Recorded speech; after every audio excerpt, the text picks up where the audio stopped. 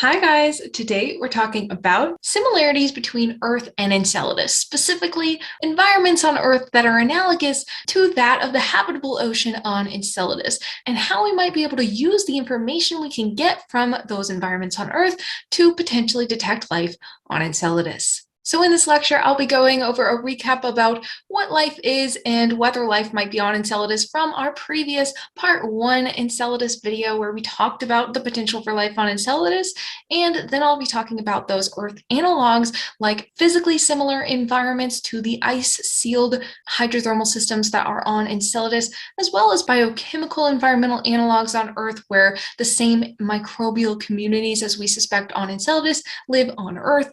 And the main three examples I'll be using in today's video include Lake Vida and Lake Untersee in Antarctica, and then we'll talk about the Lost City hydrothermal vent system, and lastly we'll talk about how we might be able to detect life on Enceladus using our knowledge from the biomarkers produced in these environments on Earth.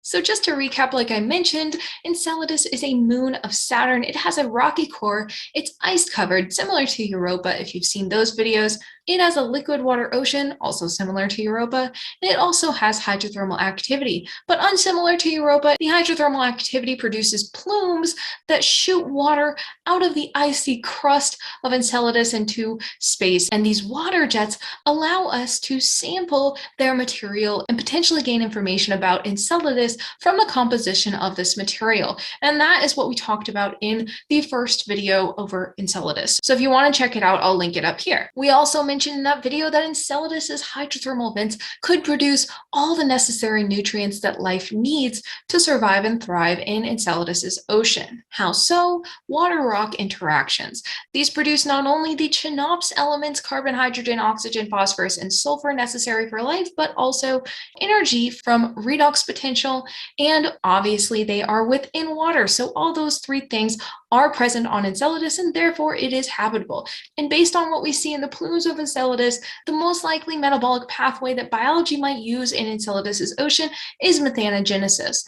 And for that reason, the analogs that we'll be focusing on for, well, at least biochemical analogs to Enceladus's ocean, we're going to try and focus on those that contain methanogens, because that is likely where we'll get the most insight into the potential ecosystem that might be present on Enceladus. So what kind of criteria do these environments on Earth need to meet in order to be analogous to those environments on Enceladus?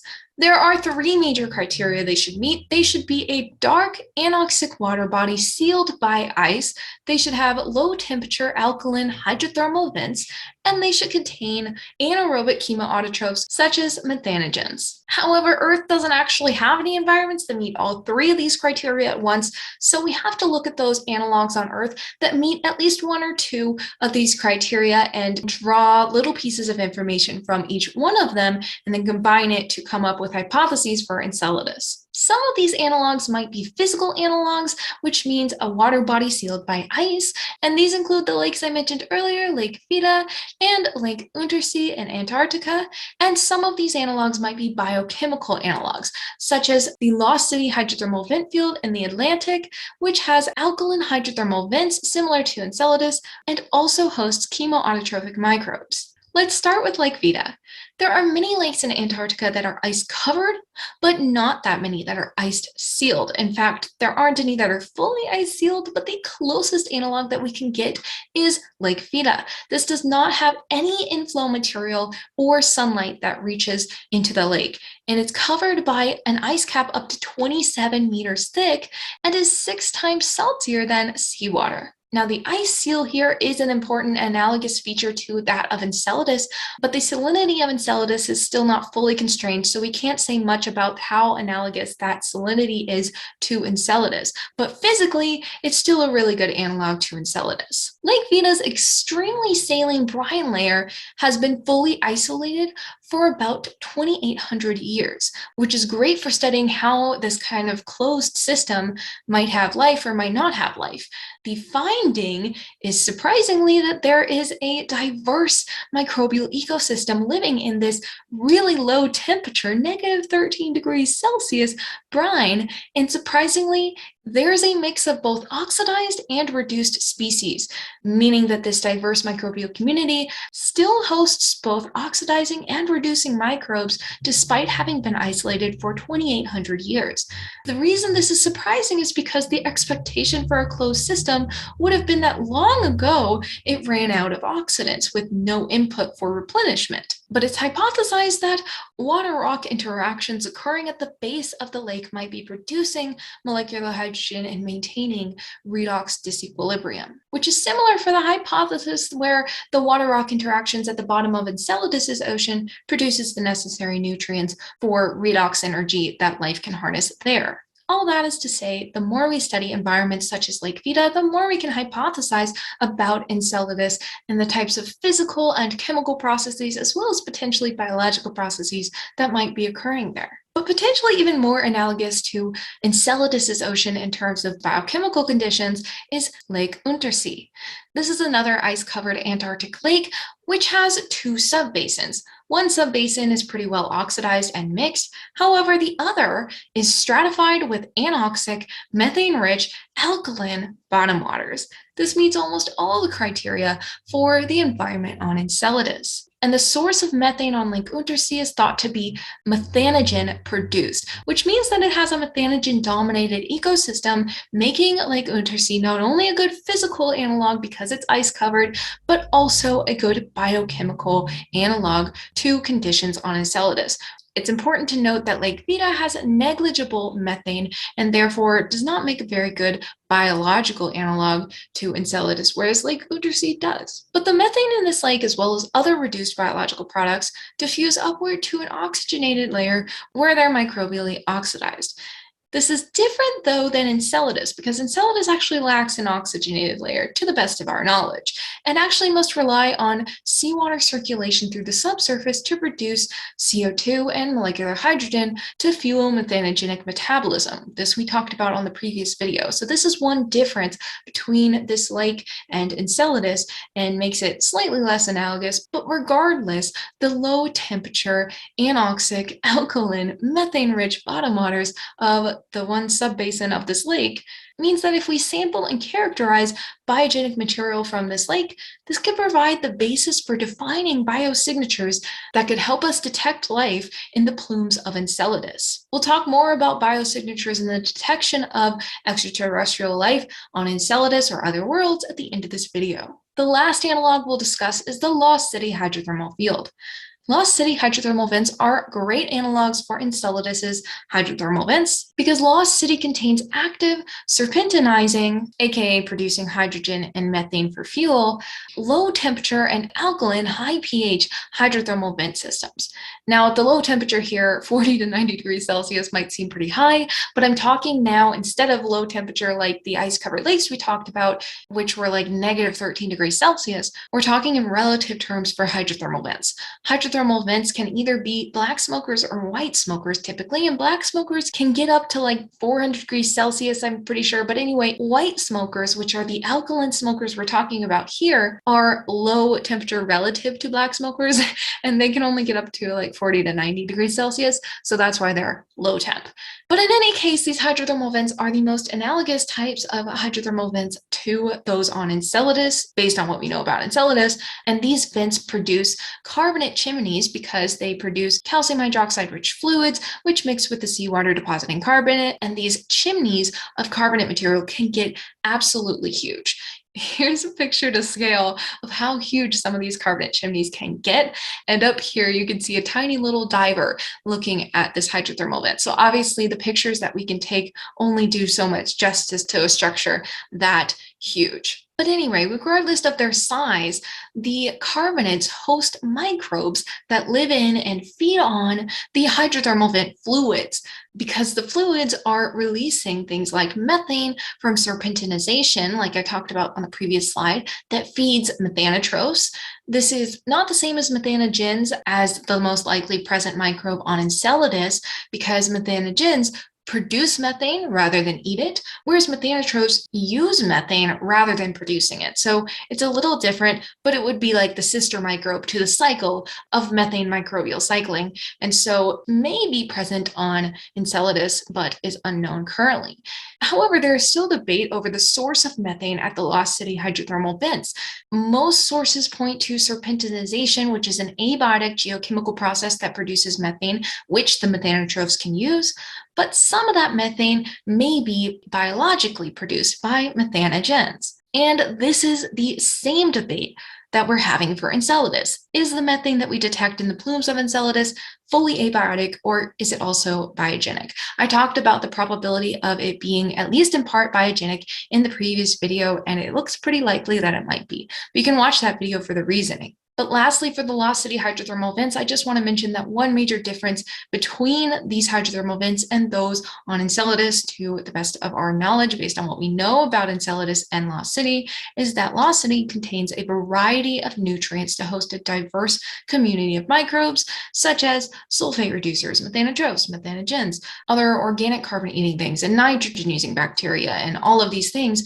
But on Enceladus, the only known redox pair that we know so far that could host metabolism for life is carbon dioxide and molecular hydrogen, which, if that's the only redox pair on Enceladus, the only metabolism possible would be methanogenesis, to our knowledge. But we have detected some other organic compounds in the plumes of Enceladus, up to 6 carbon organic compounds, so it's possible that other potentially fermentation processes are occurring, but we just don't know right now. The clearest indication of metabolism has been methanogenesis. So that's a major difference between Lost City and Enceladus hydrothermal vents. But even if Lost City hydrothermal vents aren't the perfect analog to the hydrothermal vents on Enceladus, the most important way that we can study Lost City hydrothermal vents is actually as an analog to origin of life events, which will help us not only understand the potential for life on Enceladus, but also other worlds. Why? Well, we discussed our lack of knowledge regarding origin of life events on the previous video, and this lack of knowledge makes it really hard for us to understand.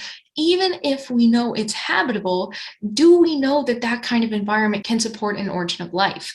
We don't even know on Earth whether the origin of life was at a hydrothermal vent or a warm little pond. There's a lot of debate on whether hydrothermal vents could be the location of an origin of life event, because a lot of scientists think that you need wetting and drying cycles, which is only possible on land.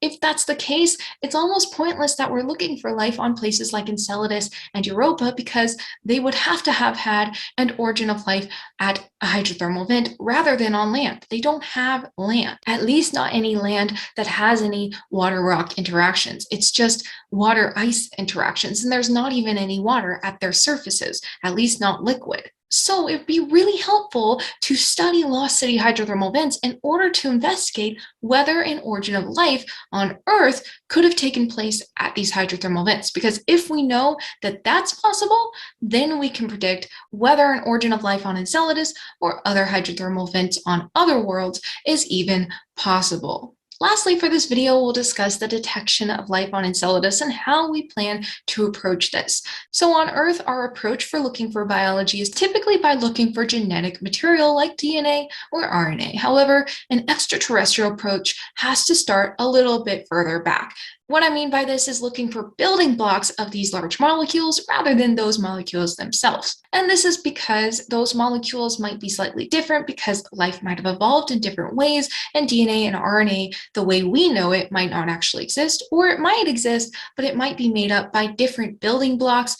But by looking for the building blocks, aka the monomers that biology uses to make large polymers that they then use for genetic material, lipids, proteins, etc., we can develop biosignatures, because how biology builds these polymers from these monomers is using specific compounds without the use of chemically similar compounds. What I mean by this is biology is very selective, and this biological selectivity could act as a biosignature if we know how to look for it. We can get even more specific with these types of biosignatures when we understand what types of biomarkers are produced in the Earth analogs we just discussed. The ice-sealed Antarctic lakes, the Lost City hydrothermal vents, All of those produce specific biosignatures, whether it be compounds or even just patterns in terms of biological selectivity that we can look for that might give us an insight into how we can look for life signatures on other worlds. For Enceladus specifically, it would be best if we looked at methanogen-dominated ecosystems on Earth and looked for biomarkers there to understand how we can look for methanogen biosignatures in the plume material of Enceladus. We use this method not only for looking for life on other worlds, but also right here on Earth, just not present Earth, actually ancient Earth. In fact, our oldest fossils to date are just chemical biosignatures. Well, I guess you could say they're just chemical signatures, but we know they're bio based on what we know about the selectivity of certain microbes. And some of our oldest fossils are biosignatures based on selective carbon uptake. They take up certain carbon compounds over others.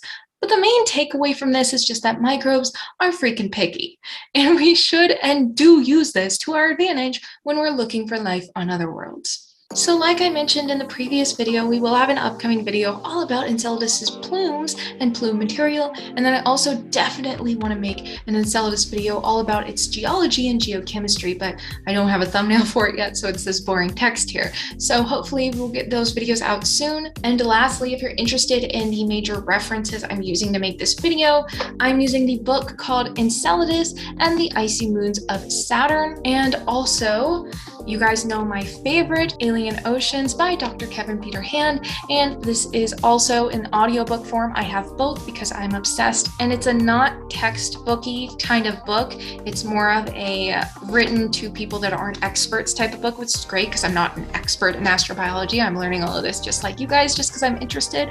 And if you want to check out either of these references, you can check the links down below in my description. I always link my references down in my description, so check these out if you want to. I'm also using a few papers that I'm also going to link down in my description if you want to check those out. So that is it for this video. If you want me to go over any really specific topics for the astrobiology planetary geology playlist or any other playlist on my channel, please let me know in the comments down below, and I'd be happy to try and make a video on that in the future. So thanks again for watching, and I'll see you guys next time. Bye!